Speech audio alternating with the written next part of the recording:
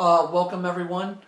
My name is Rob, for those that don't know, and I just wanted to give a little insight into what I've been through to end the 2024 year and bring in the 2025 year. It all started in November of 2024. I was gearing up for open heart surgery. Not once, but twice, the surgery got pushed back, and we had a successful, I'll say successful because I'm here, surgery on December 5th of 2024. And, you go into these surgeries. This was my fifth major surgery in my 35 years of living. And every surgery I have learned is different. Brings their different challenges, brings their different recovery periods, and all of my surgeries, unfortunately, in my life have been major. It's plastered all over my Instagram, my Facebook. 18 months old, liver transplant. I believe when I was seven or eight, I had part of my left lung removed. November of 2011, I had a kidney transplant. November of 2021, I had my first open heart surgery. And just like I said, had my second open heart surgery within a 3-year window on December 5th, 2024. And man, this surgery in December was one for the ages. I went in, like I said, to have my valve replaced because it was leaking. And I got a mechanical valve put in, which should last my entire life. Knock on wood. But this surgery, this past surgery, this most recent surgery, has opened up my eyes to things that we normal humans, I'm going to say normal, but we healthy humans may take for granted on a daily basis. During my surgery on December 5th, I went through the surgery, but during the surgery, to my understanding, I had a major stroke that led to a bunch of minor strokes that completely shut down the left side of my body. I spent 6 days in a coma. Most people thought I was not going to make it. This is by far the probably the closest I have come to death through all my surgeries. 6 days in a coma, and suffered the stroke. I believe I had one seizure as well during the surgery. But like I said, woke up with my left side of my body, from my left shoulder down to my left foot, completely numb. The first few days of waking up around, December 11th, December 12th, somewhere in there, when I started, coming out of it, I couldn't even lift my left arm. I couldn't even squeeze somebody's fingers with my left hand. I couldn't even lift my left leg off the hospital bed. Like, it was that bad. And still to this day, today is February 20th, I have not been cleared to drive. I've been cleared to fly, and I've been cleared to ride in the front seat, with all the dangers of the airbag hurting my sternum. I'm cleared of all that. But the one big hurdle is I'm not cleared to drive. So surgery was December 5th. This first picture was taken by my mom the day after my surgery. So I'm assuming, or technically, day 1 of being in a coma. This is from December 6, 2024.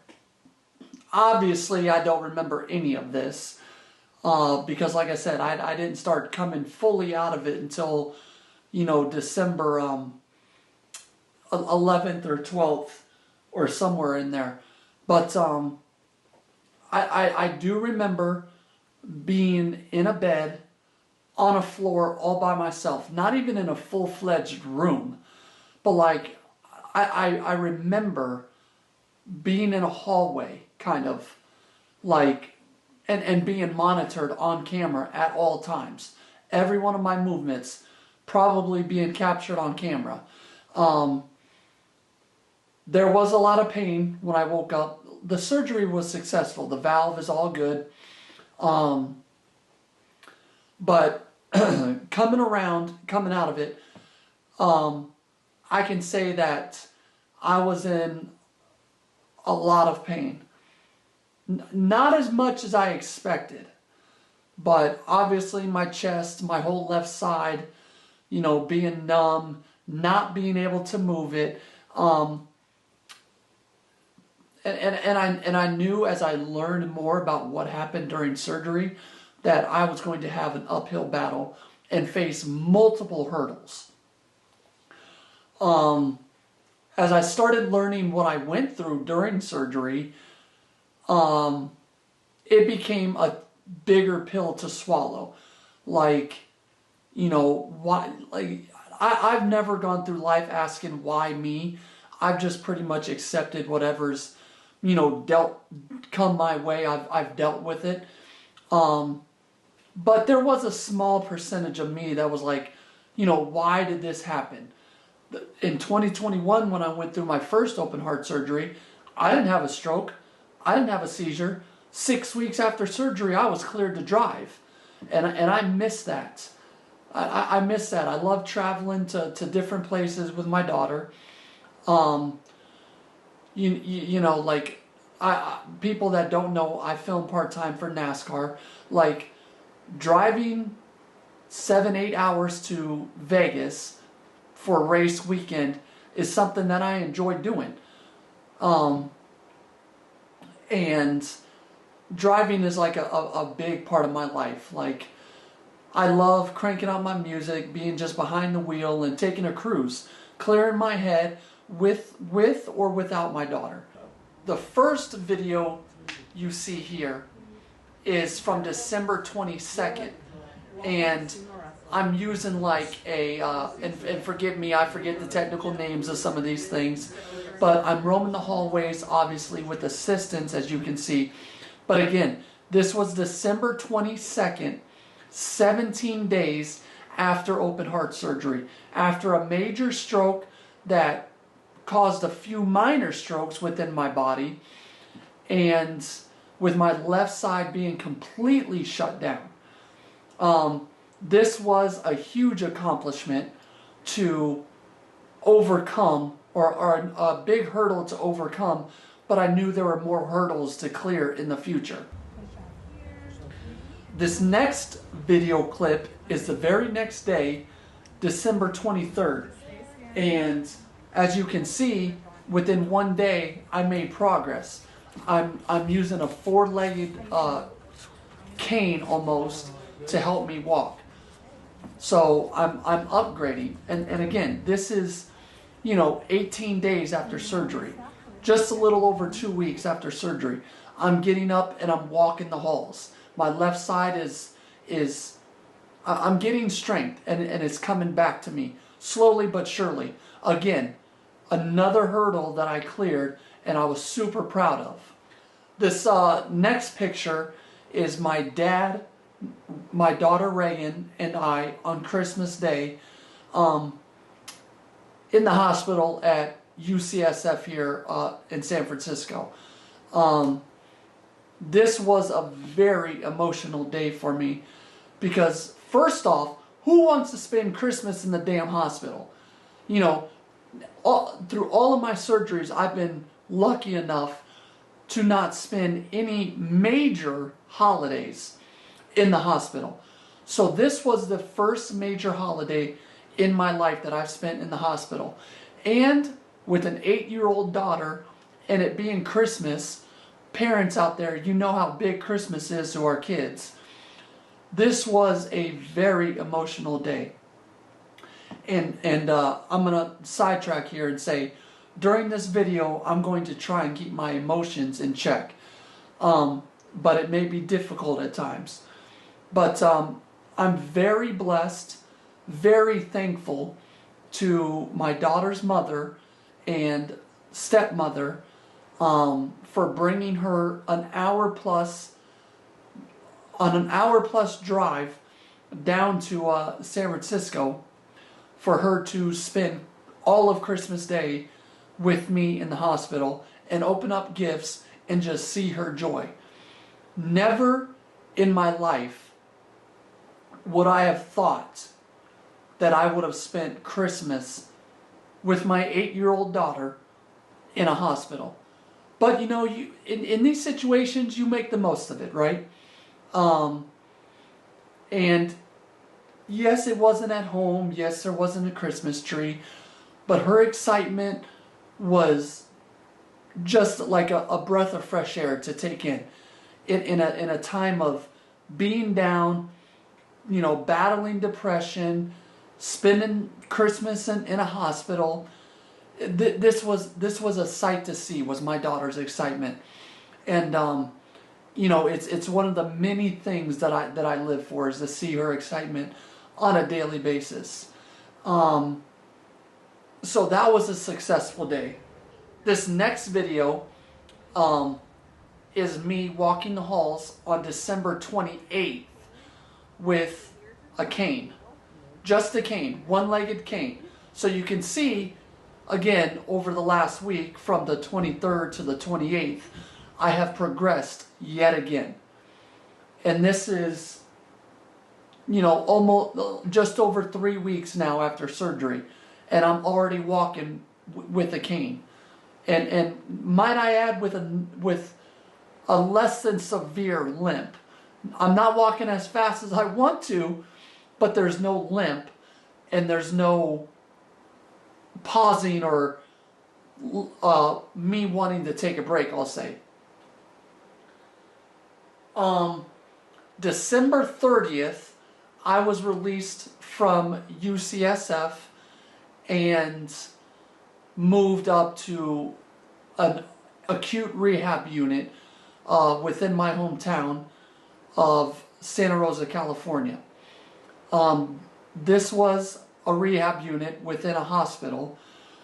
So this next picture is from January 1st, 2025, and it's Reagan using a doctor's stethoscope to listen to my heart and the mechanical valve that clicks every time the heart pumps. And you can hear it click. You can hear it click without a stethoscope. But after Reagan's turn, I was curious to listen to my own heart. And so I popped in the stethoscope as well. And it was pretty unique to listen to the clicking of the valve. It's amazing what the human body does and how it all works together. So this was a cool opportunity, I feel like, for Reagan to listen to her dad's heart. I mean, and not everybody out there has a valve that you can hear clicking with or without a stethoscope. So again, I'm out of the hospital. Now I'm in a rehab unit to begin therapy, physical therapy, occupational therapy, and all that stuff. But pretty big moment here for my daughter to listen to my heart and to just get out of the hospital. Yes, I know a rehab unit, an ACU is technically a form of a hospital, but it was good for a change of scenery. It was good to get back within 15, 20 minutes of my house and my daughter's mom's house. This next picture here is me coming home and my landlord welcoming me home with open arms. And by the way, shout out to my landlord too, that made the hour-plus drive from Santa Rosa to San Francisco to come and see me in the hospital after my open heart surgery, stroke, seizure, all that stuff. So big shout out to him. I know there's people out there that rent and that may not have the type of relationship or friendship, I should say, that I have with my landlord. This is when I came home from the acute rehab unit on January 18th. On my door was a welcome home, Rob, in different letters. In their house, they invited me over for dinner that night, January 18th, and they had a couple of banners up, as you see, that said, welcome home, yay, Rob, all that stuff. Like, they went above and beyond during this entire recovery from this open heart surgery. And I cannot thank my landlord and his wife and his 5-year-old daughter enough for just taking the time and coming to see me, decorating the house up, welcoming me home with open arms. Again, it's truly a blessing to be welcomed and cared for in any type of way by so many people. Shout out to all the people that reached out during my recovery and or the days of the days after surgery that I was still in a coma. I tell people that it was an overwhelming, in a good way, not a bad way, but an overwhelming amount of support, where I couldn't respond to everybody because I wanted to sleep. I'm doing PT, which, your body's not used to that after going through, open heart surgery and having your left side shut down. It takes the human body a while to get reacclimated to walking every day, using your muscles every day. I mean, my left arm, I can go like this now, but I couldn't do that 2 weeks after surgery. Like, to bend my arm like this, I couldn't even get it to like right here, like a week or two after surgery. I'm telling you, I couldn't lift it. This was a battle for the ages. And that's why I've taken the time to do this video, to just give some insight of what I went through and how hard this was. And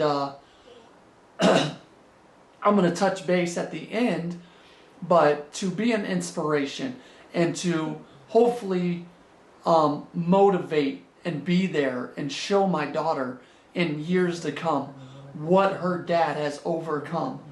And to show others, no matter what is dealt your way, it's all about the mentality here and the strength you have here. But you can overcome anything. The world of medicine and doctors nowadays, all of that stuff is amazing. It is truly amazing. But you got to have the right mindset, and you got to have the strength and the courage and show no fear in overcoming whatever obstacles are thrown your way. And this is where it's going to get a little bit of emotional as I talk about me realizing how close to death I probably came. I knew it was going to be scary going in, and with a surgery like this, it's you don't have that certainty that you're going to fully make it through. And again, I wasn't prepared for the stroke. I wasn't prepared for the seizure, but it's sidesteps. It's not setbacks. It's sidesteps. And it just goes to show that you have to prepare for the worst and the best. But this was by far the hardest challenge I've ever had to go through. And the fear of going in and of probably, I'm not going to say probably, that's a wrong choice of words, of possibly making it through or not, brought me great emotions, because I was not ready to leave Reagan and to leave this world without like telling my story. I was not ready to leave Reagan without a father. I will sit here today and say that I'm surprised that I made it through, learning of everything that happened, looking back on the obstacles and how far I've come. But I wasn't ready. And through physical therapy, occupational therapy at UCSF and at the ACU in Santa Rosa, I never missed a therapy session. So again, it's all about here. You got to tell yourself you can do it. And I'm not going to sit here and harp on and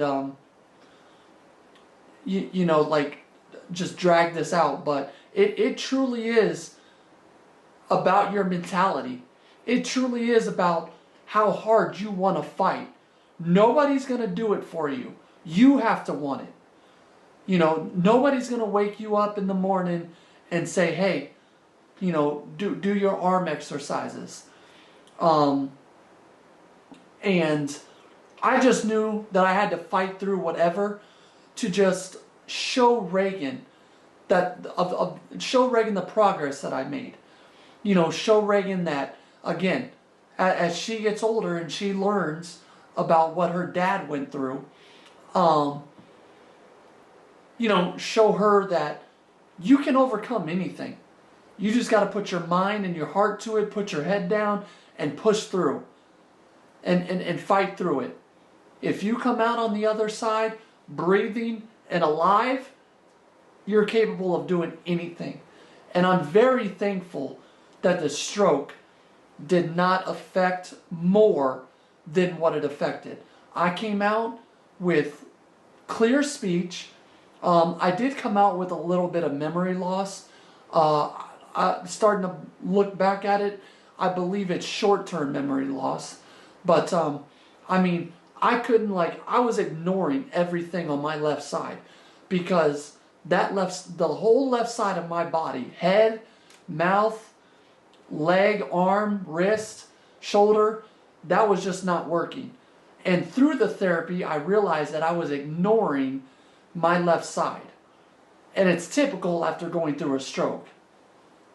But I'm very happy, to be filming here in the comfort of my own home. There still are challenges. It takes me a little bit more longer to shower. I have 16 stairs here in my house, and at the bottom of the stairs is my washer and dryer. So it takes me a little bit longer to do laundry, get up and down the stairs. But overall, with it being February 20th, I'm very happy with the progress I made. And even though I'm not yet cleared to drive, that journey begins March 7th, which my daughter's birthday is March 8th. So as a birthday present, that doesn't cost me any money. Again, parents, we know it can be expensive.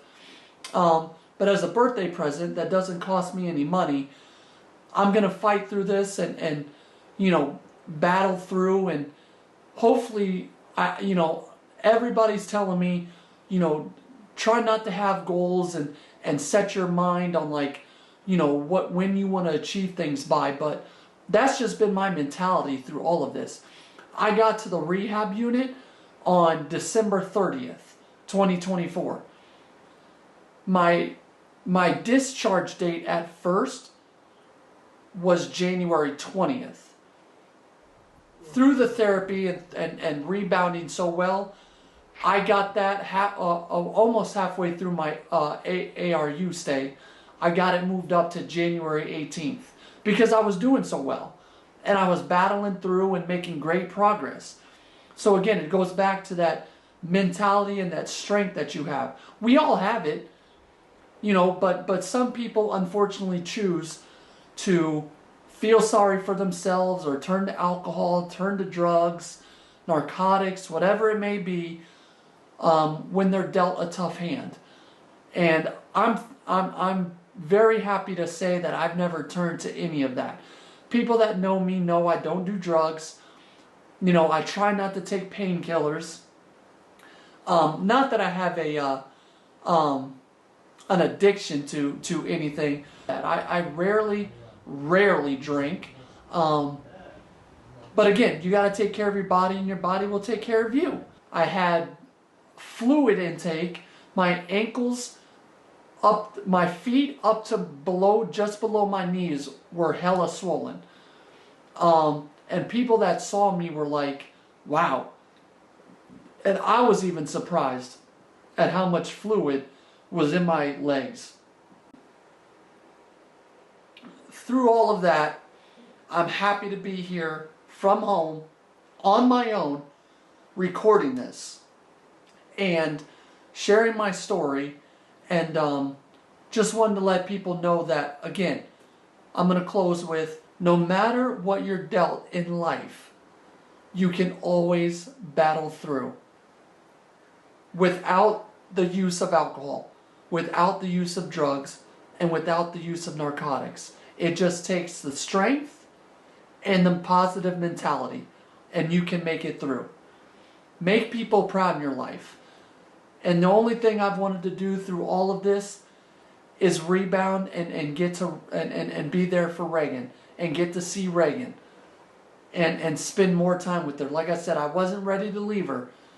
You know, and God looking over me, you know, decided it wasn't my time yet. But I think it's because He knows the type of person I am on the inside. You know, people can say what they want, think what they want. I know that I've overcome so much in my life, and this is still beating, and this is still at its strongest with the positive mentality. But I forgot, again, that whole memory loss.